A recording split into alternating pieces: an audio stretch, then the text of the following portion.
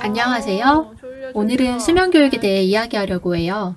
아기를 낳고 가장 힘들고 어려웠던 것이 새벽 수유와 아기를 잠재우는 것이었어요. 많은 부모님들이 어떻게 하면 아기가 스스로 오래 잘 수 있을지 고민하시죠? 저희 아기는 토끼잠은 기본, 고성능 등생서를 장착했었는데 지금은 스스로 잠들고 낮잠 제한을 할 정도로 길고 깊은 잠을 자기 시작했어요.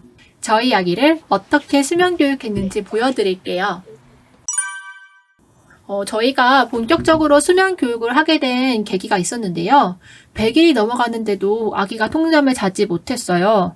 새벽 수유가 필요 없는 몸무게임에도 불구하고 꼭 일어나서 수유를 했죠. 아기를 안아서 둥가둥가 재우다가 완전히 잠들어야 했죠. 내려놓으면 귀신같이 알아채고 오열을 하고 또다시 안아 재우는데 체력적으로 힘이 많이 붙이기 시작했어요.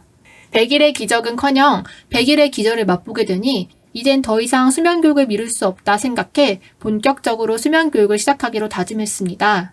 수면 교육을 통해 제가 이루고자 하는 목표는 두 가지였습니다. 첫째, 누워서 재우기. 둘째, 새벽 수유 끊고 통잠 자기입니다. 혼자 누워 잘 수 있도록 수면 교육을 하고 통잠을 자게 하기 위해서는 수유 스케줄을 조정해야 했습니다.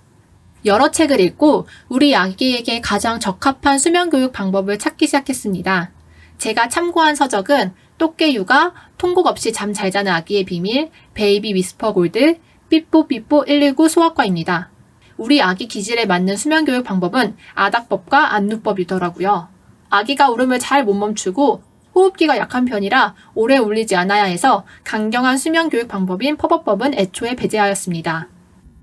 아닥법은 아 소리를 내며 아기를 토닥이는 것이고 안누법은 아기를 눕혔다가 아기가 울음의 강도가 세지면 안아들었다가 다시 잠잠해지면 눕히는 방법입니다.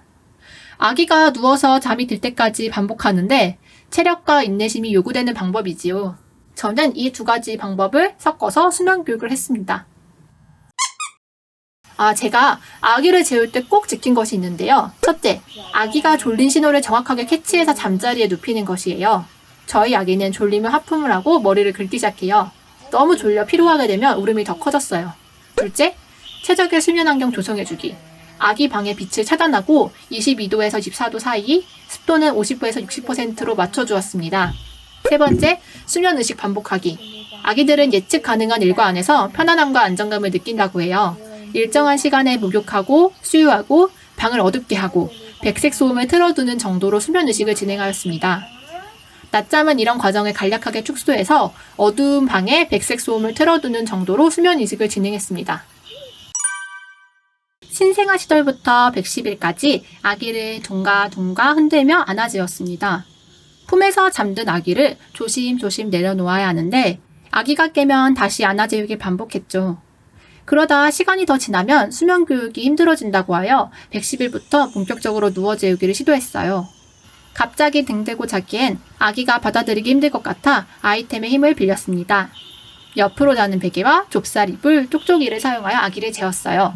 가장 재우기 쉬운 첫 번째 낮잠부터 아기를 누워서 재워봤는데 안겨서 잠들었던 아기가 갑자기 누워서 자려고 하니 낯설고 실망감이 들어서인지 엄청나게 울었어요.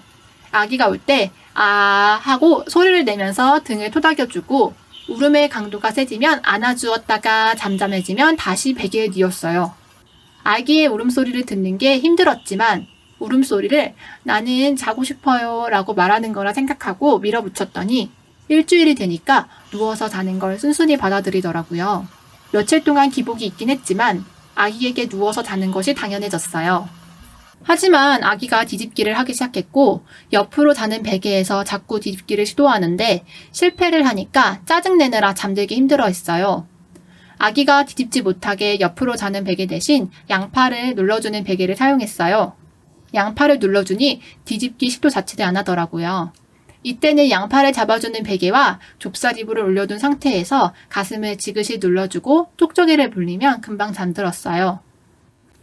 어른들도 자면서 뒤척이는데 자세를 고정시켜두니 아기가 불편한지 잠을 깊게 자지 못하는 것 같았어요. 뒤집기를 터득하고 나서부터 편한 자세를 찾아 자라고 무릎 안살을 방지해주는 아이템들을 다 치웠어요.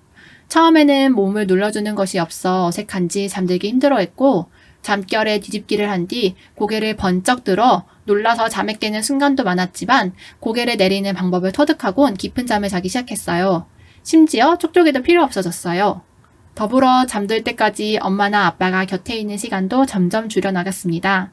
지금은 아기를 침대에 눕히곤 바로 밖으로 나오고 있습니다.